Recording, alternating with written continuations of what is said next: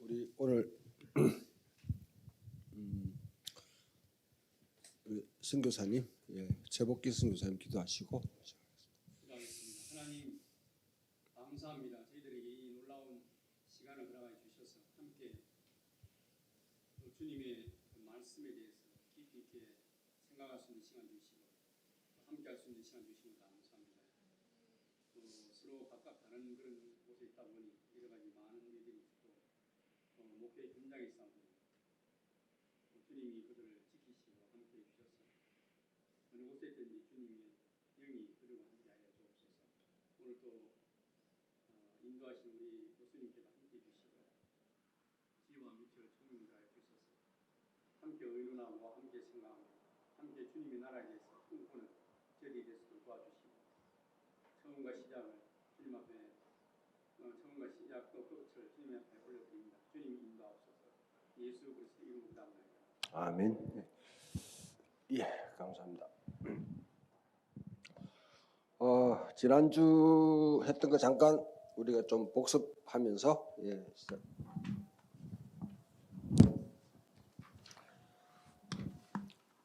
그 성경 전체 내러티브를 어떻게 이제 읽는가 하는 점에서 1막은 창조였습니다. 그죠? 창조. 2막 타락. 3막은 이스라엘을 선택하셨다. 아브라함을 부르시고 이스라엘을 갖다 형성하셨다.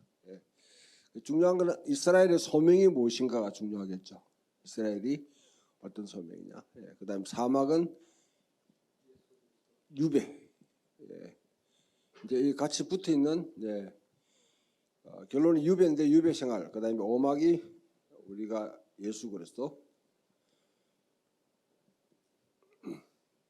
그다음에 6막은 이 6막이 이제 교회라고 그러면 이 교회가 1막은 우리가 신약 성경에 써져 있는 바울을 비롯해서 그다음에 사도들의 삶이었다 하게 되면 1막 이제 2편이죠. 이제 2장은 우리들이 어떤 삶을 살 것이냐.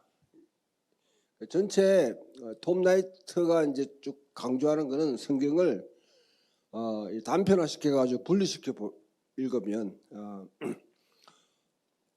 물론 그것도 의미가 있지만은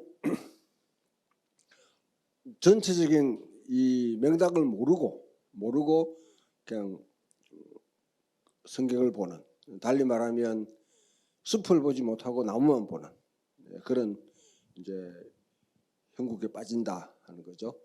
그러면 숲을 전체를 보는 게 중요. 그 속에서 그 흐름 속에서 내가 어디에 있느냐 그걸 파악하는 게 중요하다는 거죠. 성경을 읽을 때 이게 전체 하나님의 구원 계획 속에 하나님께서 진행하시는 일 가운데 어떤 위치에 있느냐 그걸 파악해서 읽어야지 성경을 제대로 그렇게 볼 수 있는데 안 그러고 그냥 그 있는 조그만 숲들 아니면 나무만 쳐다보고 있으니까 전체 맥락에서 도대체 하나님께서 왜 이런 일을 행하는지 그걸 파악할 수 없는 상황이 된다는 거죠. 그래서 톰 나이트 이 내러티브로 읽는 이거는 앞에도 말했지만은 이 포스트 모던 사회에 오면서 메타 내러티브에 대한 근본적인 하나의 어떤 불신, 그게 그런 어조가 굉장히 강해지면서 성경은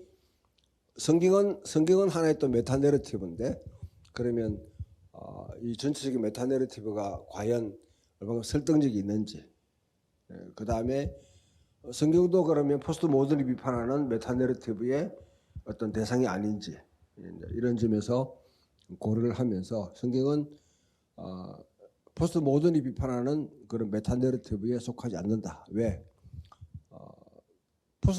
모더니티가 만들어낸 작품이 아니기 때문에 조금 어렵죠. 이런 말을 메타내러티브 막 이렇게 하니까 그죠? 예, 메타내러티브는 큰 이야기라 생각하면 돼요. 예, 인간이 어디서 출발했고 왜 잘못되었고 지금 어디에 지금 있고 그럼 해결책이 무엇인가? 앞으로 그럼 우리의 전망은 무엇인가? 이런 전체를 이야기해주는 하나의 이야기. 그러면 각 민족마다 또 하나의 신화라는 게 있어요. 신화라는 게 있고요. 그 다음에 이제 이데올로기들, 그러니까 막시즘이라든지 그 다음에 자본주의라든지 지금 신자유주의의 이데올로기라든지 이슬람이라든지 뭐 이런 이제 여러 가지 지금 경쟁하고 있는 그런 메타내러티브 속에 성경은 도대체 뭘 이야기? 이게 바로 이제 세계관을 이야기하는 거죠. 이 맥락 속에서 읽어진다는 거죠. 지난주까지는 거의 이제 타락까지 이렇게 했고요.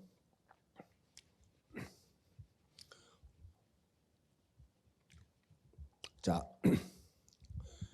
그 아브라함을 선택했다는 것 자체가 아브라함은 이 아담이 실패한 것, 예. 아담이 진정한 인간으로서 아담에 주어진 그 소명 자체를 아담이 수행하지 못했다. 그러면 아담에게 주어진 본래 소명이 무엇인가? 그걸 질문할 수밖에 없죠. 예, 그러면 앞에도 말했지만 이제 하나님이 창조한 세계의 제일 마지막에 6번째 날에 하나님이 인간을 창조하셨다.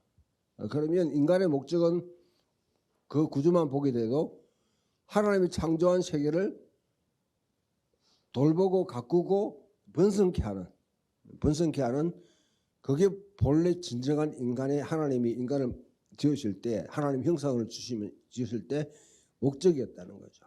목적이 있는데 아담이 그것을 하지 못했다. 실패했다. 하나님의 반역을 했다. 하나님의 반역한 이 아담에 대한 대안으로 사실은 아브라함을 선택하신 거죠. 선택. 예. 그래서 아브라함이 이스라엘을 만드신 근본적인 이유는 사실 이제 이스라엘을 갖다가 만드신 거는 우리 출애굽기에서도 나오듯이 내가 너를 독수리 날개로 업어서 인도에 낸 것은 이렇게 하면서 왕 같은 족속이요, 왕 같은 세상이요, 거룩한 나라요, 택하신 족속이다 했는 것은 이 온 세계 만국에 야훼 하나님, 창조주 하나님을 진정한 하나님을 잃어버린 그 세대 가운데 하나님이 누구이신가? 진정한 창조주가 누구이신가? 너희들의 그것을 이제 드러내고 열방으로 하여금 야훼 하나님을 경배하도록 예배하고 야훼 하나님을 예배한다는 자체가 하나님이 우리에게 주신 본래 뜻을 알고 살아가도록 그렇게 했는데 이 근본적인 전제가 딱 보게 되면 바벨탑을 통해 가지고 타락한 인간이 결국 바벨탑을 통해서 어떻게 하면 큰 제국을 이룬다는 제국. 예. 크면 클수록 더 좋다. 예.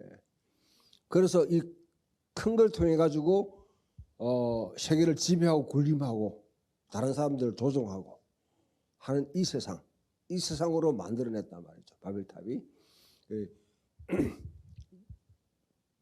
그러한 어떤 목적을 둔 것이 아닌 그런 세상이 아닌 그런 세상에 빠져나와서 진짜 하나님이 통치하시는 세상으로 이 무언지를 보여주는 것이 이스라엘의 소명입니다. 소명. 그래서 애굽에서 나와서 이제 가나안 땅으로 들어가는 약속의 땅에 들어가는데 애굽과도 닮아서도 안 되고 애굽과 단절을 해야 되고 내가 있던 애굽의 삶 노예 근성에서 이렇게 우리가 단절을 해야 되고 또 한편으로 들어가는 가나안 땅에 있는 그런 문화 그 종교 그 속에서 흡수되지 않아야 된다 말이죠. 흡수되지 않아요. 예. 이 소명을 줬는데 그 진정한 이스라엘이 하나님을 야훼를 경배하게 되면 이제 주변에 있는 다른 나라들이 이스라엘에게 와서 토라를 배우고 너 그 토라가 도대체 뭐냐?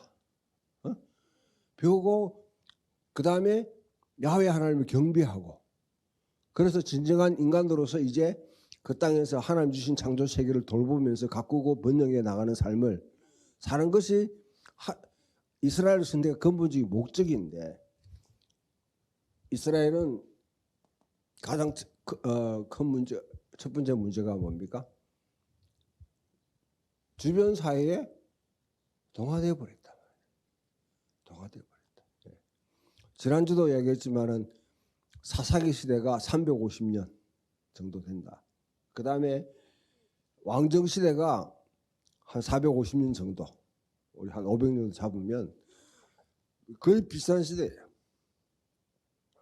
근데 사사기 시대는 각기 자기 속인의 옳은 대로 행하였더라 하면서 우리가 좀 부정적으로 보지만은 각기 왕이 없어도 각 부족끼리 자기 토라의 말씀을 듣고 배우고 하면서 350년을 지내왔어요. 어느 위기일 때는 하나님께서 사사를 보내셔가지고 위기를 극복하고 그렇게 했는데 사사시대가 여러분 알다시피 하나님이 가장 싫어하는 게 소돔과 고모라와 같은 형태로 빠지는 겁니다. 인간 사회가. 소돔과 고모라의 가장 근본적인 문제가 뭐라고 생각하세요? 왜 하나님이 소돔과 고모라를 멸망시키겠는가?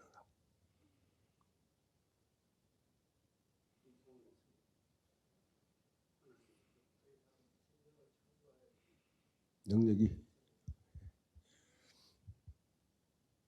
대개 소돔과 고모라 하게 되면 요즘 이제 동성애 성적으로 타락했다. 그런데 물론 그것도 타락한 건 사실이에요.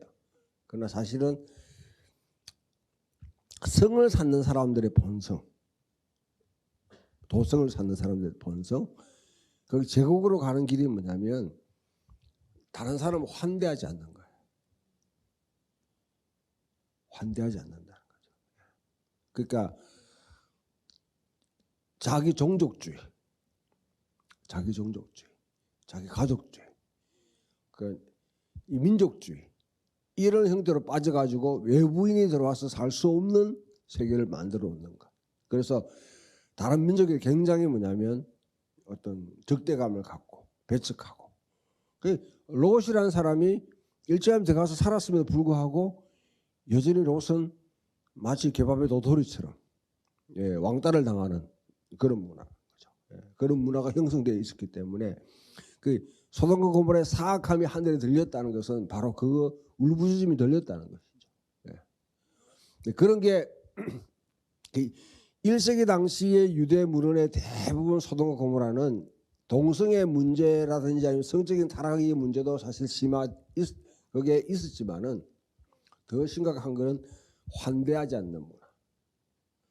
그러니까 소돔과 고모라와 그 다음에 아브라함이 딱 대비가 되게 딱 돼 있어요. 창세기 18장에 하나님께서 아브라함이 어떤 행동을 보이는가? 새 천사 하늘의 천사가 이렇게 이제 가는데 천사라고 해야 될지 이제 또 이 발전되면 삼위일체 하나님, 성부, 성자, 성령이라고 말하기도 하고 그렇게 아무튼 왔는데 아브라함은 자기가 전혀 모르는데 뭐냐면 이 아브라함 집을 가는데 그냥 갈 수 있나? 이래서 정말 살찐 송아지를 잡고 극진히 대접하고 보냈단 말이죠. 그에 반해서 소돔과 고모라에 갔을 때 어떻게 됐냐? 야 불러내라. 우리가 상관하리라. 그 말은 뭐냐면 중동의 환대 문화에 따지면 상관한다는 게 어떤 성적인 어떤 그런 그게 행동이 아니고요. 네가 롯을 통해서 뭐냐면 이상한 사람이 우리 도성에 들어왔는데 이 사람이 우리 사회에 맞는 사람인지 안 맞는 사람인지 분별을 할 필요가 있다. 우리는 그걸 잘 알아요. 왜냐하면 우리 이제 최복기 선교사님 통해 가지고 북에서 어떤 사람이 왔다. 새 사람이 왔다. 간첩인지 아닌지 파악해야 될 거 아니에요, 그렇죠? 그러니까 간첩과 같은 있으면 제거해야 되죠. 제거해야 되죠. 이와 같은 뭐냐면 외부에서 온 사람을 갖다가 받아들이지 않는 거죠. 그런 문화에 그냥 들어가 있는. 하나님께서 그 가당 시라 사사기 시대가 맨 마지막에 보게 되면 20장 21장에 가보면 그런 상태에 빠지는 거죠. 베냐민 지파의 레위 지파에 속한 사람이 이렇게 자기 첩을 데리고 갔는데 외진이 왔으니까 그 첩을 데리고 나가가지고 그 윤곽을 해가지고 완전 죽여놨단 말이죠. 그것 때문에 결국 뭡니까? 그 사람이 결국은 이 레위인이 시체를 토막 살인이 성경에 나타난 최초의 토막 살인이죠. 그래서 보냈으니까 사람들이 이스라엘 전체 사람이 일어나가지고 이 베냐민 지파에 그건 없애버려야 된다. 이 배제가 해보와 배제가 결국 그와 같은 상태를 만들어내는 그 형태가 오게 되니까 결국 우리가 보게 되면 이스라엘 백성들 가운데 우리가 왕이 있어야 되겠다. 주변 나라로는 다 왕이 있는데 우리 왕이 없으니까 이런 상황에 빠졌다. 그 왕을 세우려고 하는 시도가 생기는 거예요. 사무엘을 의지했는데 사무엘이 잘했지만은 사무엘 다녀보니까 이게 싹수가 노래. 그래서 왕이 필요하다. 결국 거기서 보면 뭡니까? 주변 나라에 흡수되어 버리는, 동화되어 버리는, 닮아가는. 자, 부러워하면 지는 것이다. 그 이스라엘 백성들이 결국 주변 나라를 부러워해서 실패했는 거죠. 거기에 대한 대안으로 놓은 게 왕정시대다 말이죠. 왕정시대. 왕정시대에 대해서 어떤 의미를 가지는가 또 우리가 또 이렇게 살펴볼 수 있겠지만은 아무튼 이 이스라엘 자체가 왕정시대가 되면서 남북으로 갈라지게 되고 결국은 결말 자체가 신명기 30장에서 예언한 대로 야훼 하나님 경배하지 않고 타락해 가지고 결국은 북쪽 이스라엘은 주전 728년에 남쪽 유대는 주전 586년에 각기 멸망해 가지고 다 흩어져 버렸다. 유배 상태 같단 말이죠. 그럼 유배가 어떤 의미를 갖고 있는가? 여기에 이제 톰 라이트의 이 성경 내러티브에 사실은 그 아주 진가가 여기 드러납니다. 그 이스라엘 유배 상태에 대해서 조명한 걸 했는 학자가 뭐 가장 최초로 톰 라이트는 아니에요. 앞에 여러분 아이크로드라든지 구약을 비우면 그런 학자들이 있었고 또 상당히 많이 강조했지만 그것을 성경 해석의 본래 근원으로 끌어들인 사람이 톰 라이트인데요. 자, 유배가 됐다는 말은 어떤 의미입니까? 일단은 하나님이 이스라엘 백성들에게 뭘 줬습니까? 가나안 땅에 들어갔을 때 이스라엘 민족이란 하나님 백성의 표지로서 일단 땅을 줬어요. 그렇죠? 두 번째 성전이라는 게 있었단 말이에요. 성전. 그다음에 새끼나 하나님의 임재. 가 주어졌는데 그리고 12지파라는 이 땅에 이 세상에 뭐냐면 하나님께서 대안이 되는 사회, 대안이 되는 민족을 주셨다. 그런데 일단 땅이 빼앗겨 버렸어요. 땅이 뭐냐면 그 땅을 하나님께서 비워버렸단 말이에요. 모든 다 흩어가지고. 자세히를 읽어보게 되면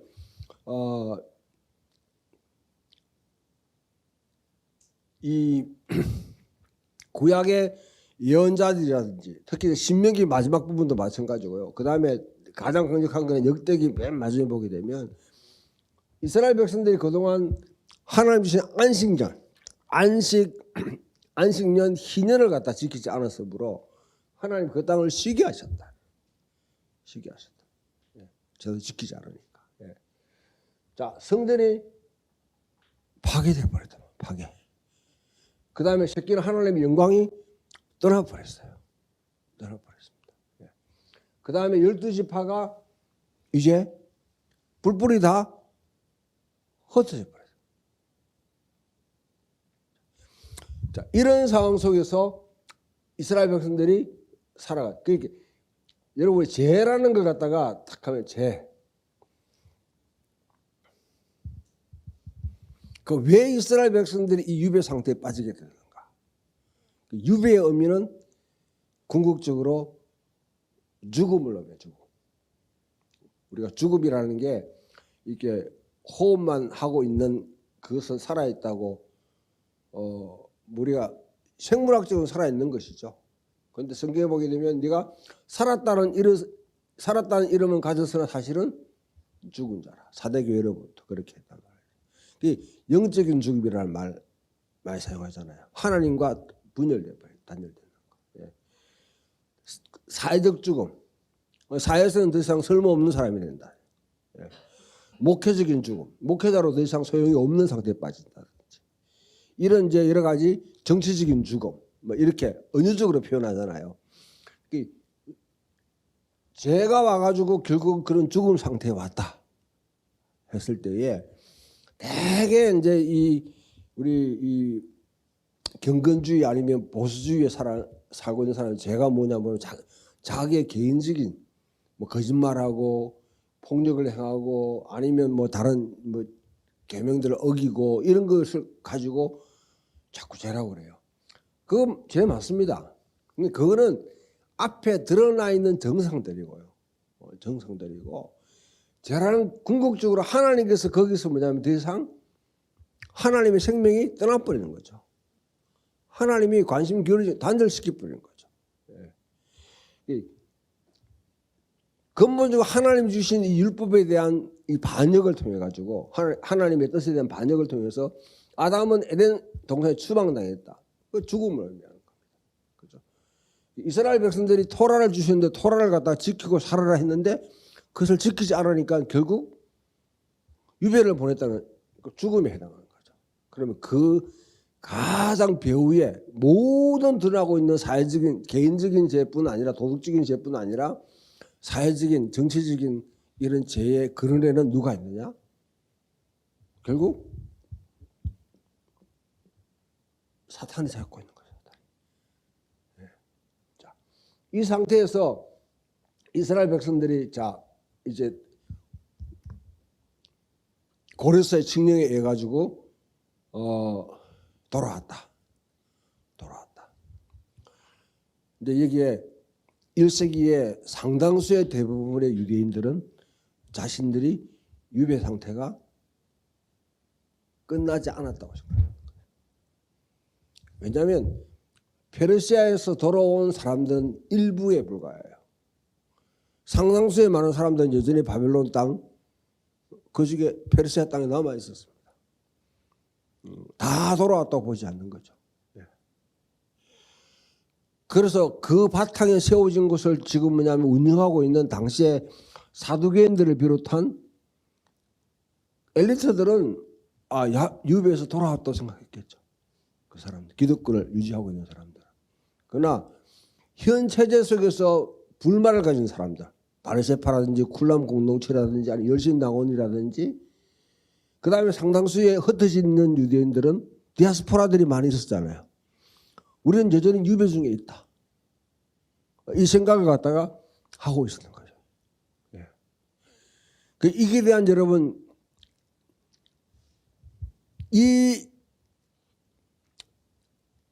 여전히 우리는 유배 중에 있다는 걸 가장 명확하게 보여주는 성경 구절이 지난주 제가 말씀드렸죠. 느헤미야 9장에서 느헤미야가 페르시아에 돌아와서 총독으로 뭐냐면 총독으로서 자기가 그 성을 쌓는 그런 지금 일을 하고 있음에도 불구하고 우리는 여전히 종으로 있습니다. 노예 생활하고 있습니다. 그렇게 말하고 있는 거죠. 예. 그래서 돌아왔지만은 사실 우리는 여전히 유배, 포로 생활 중에 있습니다. 그러면 자, 이제 예수님은 궁극적으로 뭐냐면 예수님은 우리 죄를 위해서 돌아가셨다. 하나님이 세상을 이처럼 사랑하사 독생자를 주셔서 누구든 저를 믿는 자마다 멸망치 않고 영생을 얻게 하려 하십니다. 좋아요. 예. 그러면 자꾸 뭐냐면 모든 인류 우리들 개인적으로 자꾸 적용하는데 예수님이 근본적으로 오신 이유는 뭐냐면 이 아담의 실패, 그 다음에 이스라엘의 실패, 이것을 극복하고 이제 어떻게 합니까? 진정한 인간이 되고 진정한 이스라엘이 되는, 진정한 이스라엘이 됨으로써 진정한 인간의 모습이 되는, 인간이 되는 것이죠. 아담의 실패, 이스라엘의 실패를 완전히 이제 회복하고, 예. 하나님이 진짜 이 땅에 세우기 원하시는 진정한 한 인간, 진정한 이스라엘이 되는 것이 궁극적인 예수님의 뭐냐면 해야 될 일이었어요. 해야 될. 예. 그 진정한 인간, 진정한 이스라엘 됨으로 인해 가지고 뭡니까? 진정한 이스라엘 됨으로 인해 가지고 이제 진정한 이스라엘이 될 때에 주변에 있는 다른 이방인들이 이스라엘에게 돌아온단 말이죠. 토라를 듣고 율법을 듣고, 율법은 시온에서 나온다. 율법 듣고 그래 돌아오는, 그러므로 해서 온 열방이 이제 구원을 받는, 그게 아브라함에게 하신 약속이 모든 열방이 너로 하여금 너로 통해서 복을 받게 하겠다. 예. 그것이 이루어지는 것이죠. 그러면 이 어간에 그러면 자, 왜 이스라엘 백성들은 여전히 자신들이 유배 중에 있다고 생각했는가? 몇 가지 여러분의 볼 수 있는데, 사실 여러분 땅으로 돌아왔지만은 땅은 여전히 누구의 지배를 받고 있었습니까? 외국인들의 지배를 받고 있는 거죠. 외세에. 그죠? 페르시아, 여러분, 스룹바벨, 그 다음에 에스라, 그 다음 느헤미야 등등 시대에, 그 시대에 뭐냐면 돌아온 유대인들은 사실 독립국가가 아니라 페르시아의 속국이었다. 예. 예후들에서. 예. 전략적으로 페르시아가 사실 그것이 하나의 어떤 그 아주 중요한 전략적인 적이니까 그 가운데 통제하기 위해서 세웠던 지방 정부에 속한 지방 정부에. 예. 페르시아가 누구한테 멸망당합니까? 헬라한테 멸망당한 거죠. 헬라 제국. 헬라 제국에 알렉산더 멸망당하고 그다음에 그 이후로도 뭐냐면 이제 디아도키 4명의 자기 휘하 장수 가운데 이집트에 기반을 두고 있는 톨레미 왕조라든지 아니면 이제 이 시리아 쪽에 뭐냐면 근거를 잡고 있었던 셀루키드 왕조 계속 지배를 받고 있었다. 그러다가 결국 잠시 한 150년 동안에 소위 말하는 마카비 우리 혁명을 통해 가지고 하스모니안 왕조를 이루었어요. 그 독립 국가를 갖다 이루었습니다. 그렇지만은 여전히 뭡니까? 이 하스모니안 왕조에 대한 대표성, 과연 저게 뭐냐면 진정한 이스라엘 대표가 될 수 있는가, 왕이 될 수 있는가, 거기에 대한 의문이 제기됐단 말이죠. 왜냐하면 유대인들이 기대했던 왕은 누굽니까? 다윗과 같은 왕이었단 말이에요. 다윗 후손의 왕이었다. 그것이 다윗에게 준 하나님의 언약인데, 그럼 다윗에 주신 하나님의 언약이 폐지됐는가? 그 하스모니안 왕조가 정당성을 가지게 되게 되면 근본적으로 다윗 왕국에 대한 하나님이 하신 약속 자체가 어무시 되어버리는 거죠. 왜? 하스모니안 왕조는 근본적으로 레위인들 출신이에요. 그죠? 마카비는 레위인 제사장 가문이단 말이죠. 그 후손들이 이렇게 지배하고 있으니까 어떻게 레위인이 왕이 될 수 있는가? 제사장이 왕을 가질 수 있는가? 한편으로 정당성을 부여하는 뭐 또 신학적인 해석도 넣어줘. 우리 왕 같은 제사장이라 했지 않냐? 이렇게 해서 제사장인 동시에 왕. 그 다음에 한쪽에는 뭡니까? 아니지. 다윗의 우선에 의해서 세워져야 되는데 왜 다윗의 우선이 아니냐? 그래서 거기서 이제 소위 말하면 마카비 혁명을 일으켰던 이 하시딤이라고 하시딤이라는 경건한 자들, 이 하시딤 내부에 분열이 생겨버린 거죠. 분열이 생겨가지고 결국 한쪽에서는 뭡니까?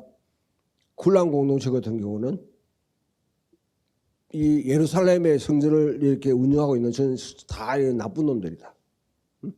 예루살렘 성전은 더 이상 효력이 없다. 해서 자기들 쿨람 공동체를 세워서 사회 근처에서 거기서 자기들끼리 공동체 생활하면서 지내고, 바리새파는 시류에 따라, 바리새파는 여러분 이거는 소위 말하면 압력단체예요. 압력단체. 그 시류에 따라 가지고 여기 붙었다 저기 붙었다 하면서 그 토라를 해석하고 일반 이제 이 백성들한테 어느 정도 자기들의 어떤 그 대중성을 확보하는 게 가장 큰 목적이었기 때문에 바리새파도 사실은 강하게 뭐냐면 비판적인 입장을 취하게 되고, 뭐 열심 나온 같은 사람들은 뭡니까? 이스라엘의 정체성 아이덴티티 자체가 허물어지게 되면 거기에 대해서 언제든 강력하게 저항할 수 있는 준비가 되는 사람들, 이런 사람들이 쭉 생겨나게 된다. 자, 외국의 지배가 이리 가다. 두 번째, 성전을 지었는데 스룹바벨의 성전을 짓는데 너무너무 초라하다. 그래서 핫게스에 보면 울었잖아요. 핫게스가 주는 하나의 이상은 뭡니까? 이 성전의 낮은 영광이 더 크리라. 지금은 이거는 잠정적이다. 나중에 세워질 온전한 그 성전은 정말 영광으로 가득 찰 것이다. 그 영광으로 가득 찬 성전의 모델이 뭐냐면 바로 에스겔에서 말하는 성전의 성전. 에스겔서에서 37장에 성전에 대한 이상을 갖다 말하잖아요. 그런 성전이 종말론적인 성전이 세워지길 원했는데 그런 성전과 비교해 볼 때 스룹바벨의 성전은 너무 형편이 없었어요. 그래서 나중에 헤롯이 등장해서 어떻게 합니까? 성전을 완전히 리모델링 해버리는 거죠. 47년 동안.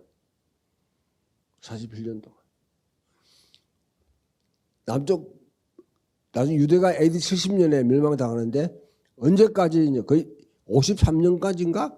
그때까지 여러분 성전 건축이 그때 완성됩니다. 그러니까 53년 동안 열심히 지었는데 불과 13년 지나가지고 17년 지나가지고 왕청 망해버린 거. 하나의 돌 남지 않고 다 망하는 거죠. 그 얼마나 유대인들이 보기에 얼마나 그게 흠하겠어요. 자, 이런 상황. 그래서 성전은 헤롯이 성전을 리모델링 하지만은 사실 그 성전 자체에 대해서 다양한 태도가 또 나오는 거죠. 뭐 굴란 공동체, 열심당원들, 그 다음에 바리새파, 사두개파, 또 밖에 나가 있는 디아스포라 등등 유대 문헌 자체도 뭐냐면 성전에 대한 태도가 다 다양하게 달라져요. 그 다음에 쉐키나 하나님의 영광은 떠나버리고 돌아오지 않았다. 그래서 우리 흔히 이제 말라기와 마태복음 사이에 흔히 이제 중간기라고 그래요. 중간기에는 하나 예언이 끊어졌다. 그런 말을 갖다가 종종 하는데 그건 너무 과장된 말이고요. 그 가운데서 하나님께서 계시의 영을 보내셔서 이스라엘 백성들에게 하나님께서 말씀을 주시고 환상도 보여주시고 새로 일어났지만 그러나 이전에 뭐냐면 광야에서 있었던 것처럼 그 불기둥과 구름 기둥으로 또 솔로몬의 성전을 갖다가 이렇게 세울 때에 임했던 그 영광, 그런 영광은 사라졌다. 그 셰키나가 돌아오지 않았다. 그 다음에 12지파가 돌아오지 않았다. 12지파가. 궁극적으로 뭐냐면 이 사탄의 세력 자체가 계속해서 위력을 발휘하고 있는. 여기에 가장 중요한 게 야훼가 시온으로 귀환한다. 돌아오신다. 이 사상이 여러분들이 이사야 40장에서 55장에 있는 우리 소위 말하는 이제 제2 이사야라고 그렇게 뭐 말하는데, 아무튼 그 단락에서 계속 강력하게 이야기한 것이 야훼가 시온으로 돌아온다. 그 소망을 이사야가 계속 그렇게 이렇게 말하는데 야훼가 시온으로 귀환하지 않는다는 거죠. 이런 상황. 그러니까 궁극적으로 이렇게 되게 되면 이방인들이 막 이스라엘에 오게 되고, 그 다음에 이 땅에는 번영이 일난다. 번영. 악한 자들이 처벌을 받고, 그 이스라엘 백성들 그동안 괴롭혔던 사악한 자들이 처벌을 받고, 이스라엘은 하나님의 이제 자기들의 신원을, 자기들의 그동안 한 억울함이 다 풀리게 되고, 그래서 이제 정말 행복한 그런 나라가 이루어진다고 생각했는데 1세기 당시에 사실 여기에 맞다고 할 수 있는 게 거의 없었는 거죠. 사실 여러분들이 헤롯에 대해서는 굉장히 우리 나쁜 이미지를 갖고 있잖아요. 헤롯에 대해서는 나쁜 이미지를 갖고 있는 사람들이 그래도 뭐냐면 박정희 전두환은 좋아해요.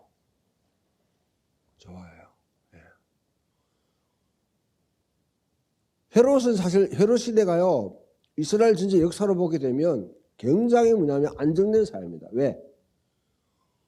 일단 그 땅에 전쟁 자체가 없어져 버렸잖아요. 안전이라는 것 자체가 완전히 보장된 사회였어요. 로마의 지배를 받게 되면서. 이 헬라 제국이 이제 끝나고 나는데 여기서 뭡니까? 잠깐 마카비가 150년 동안 이렇게 독립의 시대를 가졌지만은 곧 그 주전 63년에 폼페이, 우리가 폼페이라는 이름을 많이 듣잖아요. 폼페이 장군이 와가지고 유대를 점령합니다. 점령할 때도 이 하스모니안 왕조가 완전 빠져가요. 둘 사이에 이제 제사장 둘이가 뭐냐면 이 파벌 싸움을 쭉 벌이는 가운데 양쪽이 다 가가지고 한 사람만 가가지고 유대 땅을 갖다 접수해달라고 부탁하는 것이 아니라 양쪽이 다 가가지고 오셔야 됩니다. 로비를 해가지고 야손하고 멜라니우스라는 이 사악한 두 제사장이 양쪽이 다 보내가지고 폼페이를 초청했는 거예요. 그러니까 폼페이가 와가지고 점령해버리는 거죠. 그래서 폼페이 하에 이후로부터 이제 이 남쪽 유다가 외국의 지배를 받고 있었는데, 이런 사악한 자들이 사실은 징계를 받아야 되는데 그렇지 않다. 이걸 보게 되면 여러분들이 예수님이 나사렛 해당에서 복음을 선포하실 때 이사야 61장 1절에 3절 1절을 1, 2절을 갖다 인용하여 주의 영이 내게 임하되 기름 부사 가난한 자에게 복음을 전하게 하려 하십니다. 그리고 나는데 이건 너희의 두 가지가 이사야 보면은 신원과 그 다음에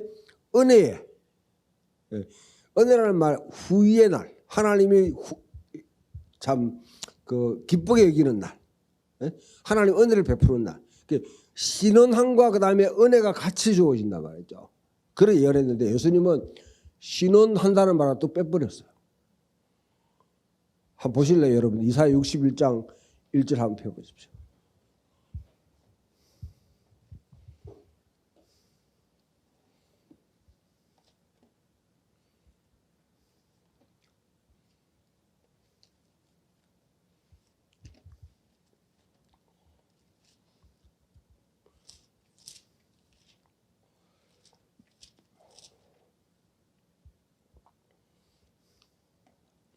자, 61장 1, 2절 읽어 시작.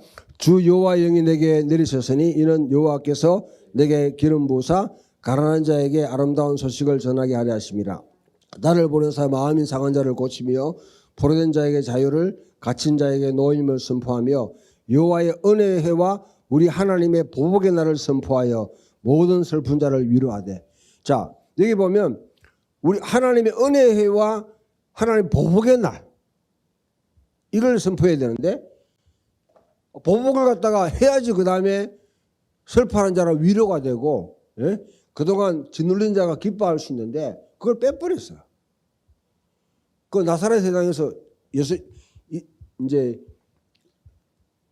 누가복음 4장 16절 18절 이후로부터 오는 20절까지 보게 되면 그걸 빼버렸어요. 그러니까 당대에 있던 이 나사렛 해당에 있는 사람들이 화가 확 치밀어 오르는 거죠. 왜야 그걸 빼냐? 왜 빼냐? 아니 우리 이런 말 있잖아요. 사법 정의 이렇게 하게 되면 그 소위 말하는 우리 뭐 지금 뭐 이제 그 뭡니까? 잘못을 범한 자들 처벌에 진정한 정의가 온다 하는 게 지금 우리들의 기본적인 이 사회의 분위기잖아요. 뭐 우리 여러분 5.18도 그렇고 그다음에 세월호가 지금 계속 뭐냐면 그와 같이 세월호 가족들이 그와 같이 지금도 불만을 갖고 있는 이유가 그거고, 예? 지금 뭐 이태원 참사도 마찬가지잖아요. 이런데 왜 잘못을 보면 처벌하지 않고 그냥 뭐냐면 그냥 이렇게 뭐 다른 어떤 거기에 대해서 위로하는 그것만 하는 것 자체는 이거는 진정한 뭐냐면 이 이제 희생당한 사람들에 대한 그게 예우가 아니다. 그렇게 보는 게 우리 사회 정서잖아요. 똑같아요 보면 그 당시도. 예, 똑같아요. 그 보복의 날과 은혜의 날을 해야 되는데 보복의 날 빼버린 거예요 예수님께서. 그 이스라엘 백성들은 이 보복이 이루어진다 생각했나 봐. 보복이. 그 이스라엘 괴롭혔던 자들. 그 다음에 이스라엘 내에서도 소위 말하는 우리 보는 친일파 같은 뭐 그와 같이 사도계파와 같이 로마 부역해가지고 그와 같이 짝짝꿍이가 잘 살았던 사람들. 근데 그게 전혀 없는 거죠. 여러분 헤롯 시대는 사실은요 경제적으로 군사적으로 안정되어 있고 경제적으로도 굉장히 뭐냐면 번성했던 시대예요. 근데 여러분 경제 번영이라는 걸 딱 생각할 때 항상 염두에 두는 건 GNP 올라간다고 다 잘 사는 거 아니에요. 우리나라가 지금 뭐 이제 뭐 선진국 대열에 올랐다, GNP가 올랐다. 하지만 사실은 뭡니까? 빈부격차가 불평등이라는 게 어떤 선진국보다 훨씬 더 확 벌어지는 상황이거든요. 이걸 보지 못하고 그냥 GNP만 올랐다고 생각하는 거죠. 예. 이 헤롯 당시에 유대 자체가 바로 그겁니다. 전체적인 GNP는 올랐을지 몰라요. 경제는. 그러나 사실은 뭐냐면 이 가진 자와 가지지 않는 자 사이에 이 차이가 확 벌어지는, 이거는 메울 수 없을 정도로 벌어져 버려요. 그런 상황이 벌어졌단 말이죠. 그런 걸 와가지고 그런 상황이 이제 벌어지게 되니까 이거는 뭐냐면 노예 상태에 있는 거가 똑같았냐. 예. 이 유배에 대한 유배 상황을 갖다가 하면서 언제 이제 하나님께서 이 유배 상황을 종결시킬 것이냐. 그게 대다수 당시 유대인들의 하나의 갈망이었어요. 갈망. 그러면 예수님께서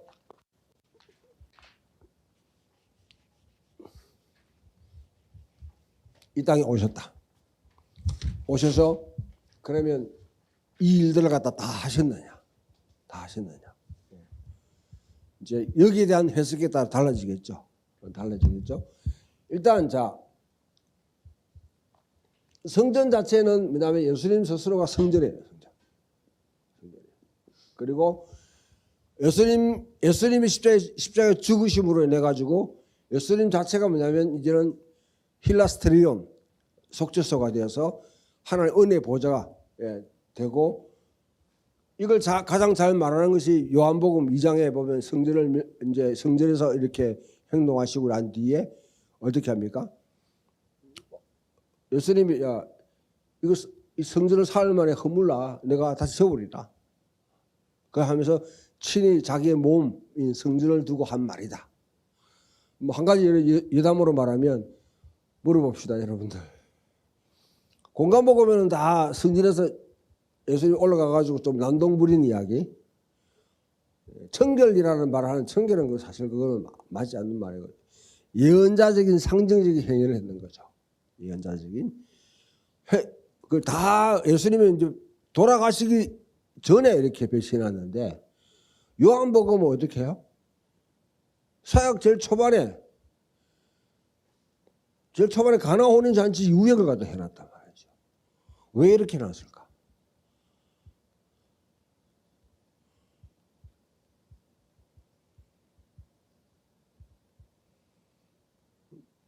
대답은 두 가지 하면 딱 이렇게 하면 했어요. 예수님 두 번 했다. 사역 초반에도 했고 맨 마지막에 했다. 갈로 기법 아니냐? 예? 수미 상관법 아니냐? 이렇게 설명 뭐 해도 되겠네. 이거는 근데 그 말이 그렇게 하는 사람이 있는데 그거는 뭐 그렇게 할 말은 없지만 사실 좀 억지 같잖아요. 보면. 요한복음에 똑같이 뭐냐면 뒤에 똑같이 한번 행동을 갖다 기록해놨으면 그 말이 맞는데 요한복음에는 또 뭡니까? 앞에만 기록, 뒤에는 또 기록 안 해놨어. 왜 된 거예요 도대체? 윤 목사님 이야기 좀 해봐요.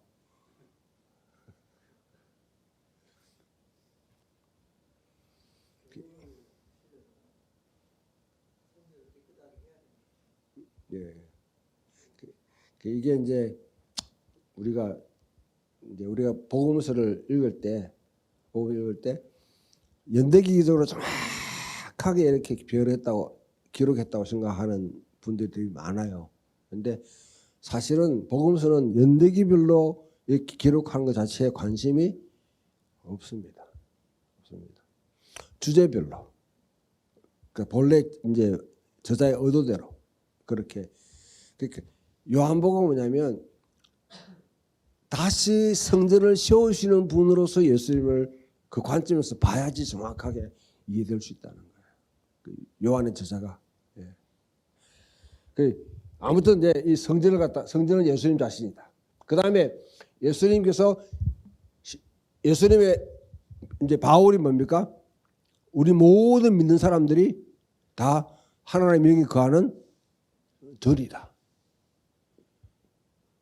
여기서 이제 보게 되면 또 모든 사람이 한 사람이 다 성전이라고 그럼 교회 필요 없다 이렇게 하는 사람들이 또 생겨요. 바울에게는 개인이 어떤 그런 여러분 막 성전이나 그런 개념 자체가 없습니다. 그러니까 교회 믿는 사람들이 모여 있는 교회 그 교회를 이야기해요. 교회를 이야기하는 거지. 개별적으로 내 속에 성령이 계신다 해서 내가 성전이다. 나는 뭐 따로 내 혼자 이렇게 뭐 하나님을 예배하고 경배할 수 있다. 이 가난한 교인 현상이죠. 그런 게 아니면 무교회주의 이렇게 해가지고 뭐 집단으로 모이는 공동체는 날 문제가 있으니까 모일 필요 없다. 그거는 그 바울의 본래 의도 자체를 갖다가 지금 이해를 못하는 거죠. 바울은 고린도 교회 이야기하는 거예요. 고린도 교회 이야기하면서 그 교회를 구성하고 있는 멤버들 자체가 너희가 바로 성전이라는 것은 하나의 한 몸이 된 교회를 이야기하는 거죠. 교회. 자, 교회가 성전 역할. 그 다음에 새끼는 어떻게 돼요? 십자가에 죽으시고 보라서 하나님 보좌 자정하셔서 우리에게 성령을 내려보내셨다. 성령. 그래 하나님의 영광이 머무는 새끼나가 지금 돌아왔다. 12지파가 돌아오느냐. 이제 가장 큰 숙제였죠. 지금도 이스라엘 여러분 하는 사람들은 뭐냐면 잃어버린 10지파. 베냐민 지파와 유다 지파는 회복됐는데 나머지 10지파는 어디 갔냐. 이 문제를 두고 여러분 소위 말하는 지금 뭡니까 뭐 예루살렘의 어떤 회복 운동 해가지고 막 기도하는 사람 많이 있잖아요. 다 시온주의와 뭐냐면 다 이렇게 연결되어 있는 잘못된 소위 말하는 인터콥 같은 이제 돼서 백투더 예루살렘 해가지고 예루살em 우리가 왜 가요? 왜 가? 여기 나왔는데 지리적인 예루살렘으로 또 다시 가야지 그게 한 바퀴 뺑 돈다고 해가지고 이 한국에서 뭐냐면 예루살렘 가는 게 이 길 가듯 실크로드와 같이 그걸 갖다 이거는 아주 여러분 그게 뭐냐면 세대주의 종말론을 갖다 그대로 지금 뭐냐면 적용하고 있는 악성 종양과 같은 신학이 있습니다. 악성 종려과 같은 시작. 예. 성령이 임하시고 그다음에 내가 예루살렘과 유대와 사마리아 땅 끝까지 가라 했지. 땅 끝에서 가면 다시 예루살렘 오락하는 게 어디였습니까? 그게 없는데 그걸 갖다가 해가지고 그걸 고치라 해도 죽어도 안 고쳐 보면 죽어도 안 고쳐. 예. 아무튼 이제 성령께서 뭐냐면 내리셔가지고 각 성도들이 이제는 뭡니까? 하나님 영이 가시는 곳이 됐다 말이죠. 자, 12지파가 돌아오는데 이제는 그게 이제 바울이 실험했던 이야기죠. 바울이 로마서 9장에서 11장에 9장 11장에 아주 해석하기 까다로운 거기서 바울이 자기 사역을 통해 자기는 뭡니까? 이방의 열방의 복음을 막 전하는데 유대인 퍼스트, 유대인이 먼저 하고 그다음에 이방인이 갔는데도 불구하고 점점 유대인들은 계속 거부하고 반대하는데 이방인이 계속 들어온단 말이죠. 그러면 하나님께서 육신의 이스라엘을 갖다 버리셨느니까 이 질문이 딱 등장하는 거죠. 그러니까 구약에부터 내려오는 근본적인 원칙은 뭡니까? 유대인이 뭐냐면 제대로 서게 되면 그 유대인을 보고 이방인이 죽기로 돌아오는 거예요. 근데 여기에 바울이 이제 뒤틀기를 합니다. 자기 경험을 통해 가지고. 그러니까 여러분 바울이 구약을 엄청나게 많이 인용하는데요. 문자 그대로 인용하는 게 아니에요. 해석하는데 상상력의 전환이 있어야 돼요. 상상력의 전환. 그러니까 하나님께서 이걸 갖다가 뒤틀게 하셨다. 어떻게 하냐면 이방인이 먼저 막 하나님을 갖다 믿게 되면 믿고 경배하니까 유대인이 얘들이 왜 우리 하나님을 저가 믿어? 우리 하나님을 왜 저가 믿어? 그래 시샘해가지고 돌아온단 말이에요. 시샘해가지고 유대인들이 돌아온다. 그러니까 유대인이 먼저 되고 그 다음에 이방인이 돌아오는데 이 순서를 뒤바꿔 버리는 거죠. 뒤틀기를 해버리는 거죠. 예. 그러니까 하나님은 절대로 유대 민족을 갖다가 인종적인 유대인을 갖다가 포기한 적은 없습니다. 여전히 언약 안에 있는 백성으로. 예. 자, 이런 상황 속에 12지파 대신에 뭡니까? 영적 소위 말하면 이제 요셉이 12지파를 갖다가 12사도를 세웠잖아요. 12사도. 그게 뭡니까? 이제 새로운 이스라엘. 예수 그리스도로 말미암는 진정한 이스라엘. 그 바울에 오게 되면 진짜 이스라엘은 누구냐? 이스라엘은 누구냐? 그것은 바로 예수 그리스도를 통해서 믿는 자들. 그 하나님의 백성으로 들어온 자들이 진정한 이스라엘이지 육신적인 유대인들 자체가 이스라엘이 아니다. 하나님의 백성을 재정의하는 거죠. 재정의. 근본적으로 이런 문제가 가장 큰 재해 문제. 그러니까 예수님은 그 사회에 일어나고 여러 가지 정치적인 문제, 경제적인 문제, 사회적인 문제를 갖다가 무관심해 있는 것이 아니라 십자가에 죽으시고 부활을 통해서 죄의 근세의 가장 핵심에 있는 뭡니까? 이 사탄의 권세를 갖다가 깨트리기. 이게 해결돼야지 나머지 뭐냐면 이 정치적인 문제나 사회적인 문제, 경제적인 문제 이런 것들은 해결되는데 소위 셈의 근원을 갖다가 이걸 갖다가 없애지 않고 위에만 계속 걷어낸다고 해가지고 그 사회가 하나님 원하신 사회가 되는 것 아니다는 거죠. 그래서 죄의 근원인 바로 이 사탄의 권세를 깨트리기 위해서 십자가에 죽으시고 부활하셔서 사탄의 권세가 거기서 결국은 이제 박살나는 거죠. 박살나는 거. 자, 이런 상황 속에서 이제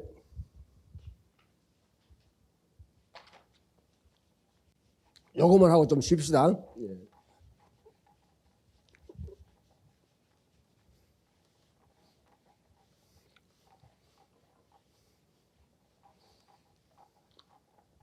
그럼 예수님이 오셔서 왜냐하면 십자가에 죽으시고 부활하셨다. 그런데 그 이전에 여러분 이게 이사야 40장에서 55장의 이 구도를 따라서 보게 되면 야훼가 시온으로 귀환하는 길을 주님이 열으셨는데 이전에 뭡니까? 이 일을 한 사람은 세례 요한이었어요. 세례 요한. 복음서를 보게 되면 세례 요한이 활동할 때 예수님은 잠잠히 있습니다. 근데 세례요한이 활동하다 결국 헤롯 안티파스에 해가지고 어떻게 해요? 이제 투옥되죠. 투옥될 때부터 그때가 바로 예수님은 자기가 지금 나서야 될 때라 생각하시고 그때부터 공적인 사역을 하시는 거예요. 예수님의 세례요한이나 예수님이나 똑같이 이 땅에 야훼가 다스리신다. 주 여호와가 다스리신다. 예. 그 하나님의 나라를 갖다 세우는 게 하나님의 나라라는 자체가 바로 야훼가 왕이 되는 왕. 하나님 왕이 되는 것입니다. 그걸 세우는데 세례요한이 죽고 난 뒤 예수님이 사실 예수님도 세례요한이 했던 일처럼 야훼가 돌아오는 길을 갖다가 지금 예비하는 자로서 자신의 사명을 성실하게 수행하는 거예요. 수행하는데 예수님이 가시다가 아주 이제 또 뒤틀기를 하세요. 본인이 한편으로는 야훼의 길을 예비하는 자인 동시에 나중에 예수님 자신이 진짜 이스라엘 왕으로 그럼 어떻게 되느냐? 선구자가 왕이 되면 이게 이제 신학적인 이제 혼돈이 생기는 것이죠. 혼돈이 생기는 거죠. 예. 여기에 이걸 갖다 해결하기 예를 시편 110편이라든지 시편 그다음에 2편이라든지 이와 같은 그다음에 다니엘서 7장과 같은 이런 것들이 복합되면서 다니엘 7장에서 예언했던 인자와 같은 이가 인자와 같은 이 그다음에 시편 110편에서 뭡니까? 멜기세덱의 반차를 쫓는 대제사장으로서 예수님 원수들을 갖다가 내 발등상 3일 때까지 너는 내 오른편에 앉아 있어라. 그다음 시편 2편 너는 내 아들이다. 오늘 내가 너를 낳았도다. 이와 같은 여러분 이 메시아 구절들 다 성취하시는 분으로서 예수님은 자 1세기 당시에 유대인들에게는 유일신론 야훼 하나님은 한 분이시다. 그게 확고하게 딱 뿌리 박혀 있어요. 확고하게 뿌리 박혀 있는데 그게 뭐냐면 그러면 야훼 하나님만 예배하는 거죠.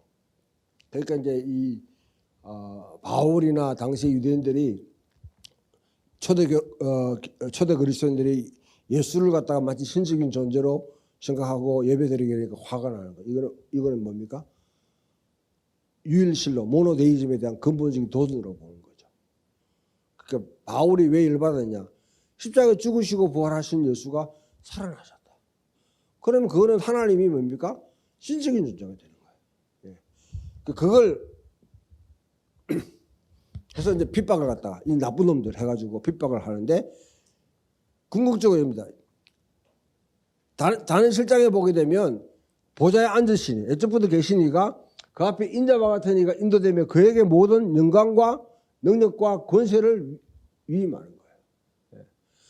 그러면 여기서 드라마가 뭐냐면 이 위임받은 인자가 악한 제국들을 다 멸망시키고 하나님 백성을 갖다 완성하고 난 뒤에 그 다음에 하나님 나라를 이루고 나는데 그 나라를 보좌에 앉으신 에게 뭡니까?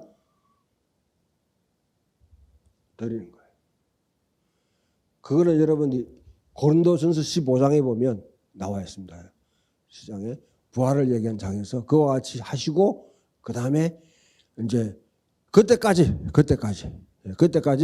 내 원수를 발등상 삼을 때까지 그때까지 주님은 부왕 우리가 보면 부왕이라는 게 뭐냐면 우리는 잘 이렇게 개념이 안 들어오는데 우리나라 역사의 가운데 아들과 아버지가 같이 통치한 그런 경험이 거의 없잖아요. 그러나 여러분 유대 역사라든지 로마나 그다음에 헬라 역사에 보게 되면 아들과 아버지가 같이 통치한 그래 공동섭정이라고 그래 공동섭정. 그런 이제 경험도 있기 때문에 하나님이 보좌에 계시고 아들에게 모든 권세와 영광과 주권을 갖다 다 위임하고 아들이 이제 그 일을 해결하는. 그래서 십자가에서 전사로서 예수님이 십자가에 죽으시고 사탄의 것을 깨뜨리고 부활하셨다. 그래서 진정으로 야훼가 시온에서 왕이 되는 사건이 십자가 부활을 통해서 일어났다. 그래서 이 드라마 속에 예수님의 역할은 이거예요. 예수님의 역할. 야훼가 시온으로 돌아오고 야훼가 왕으로서 이제 이스라엘의 왕이 되시는. 그럼 이스라엘의 왕이 되는 것이에요. 이스라엘의 왕. 아직은 온 세상의 왕으로 아직은 예배되지 못한다. 그 일을 감당하는 게 누굽니까? 바로 바울이 했던 이유 따라가지고 우리 교회가 이 일을 해야 된다. 자, 여기까지 하고 난 뒤에 이제 부활이 가지고 있는 의미를 좀 더 여러분들이 살펴보도록 하겠습니다. 좀 쉬고 한 10분. 이게 왜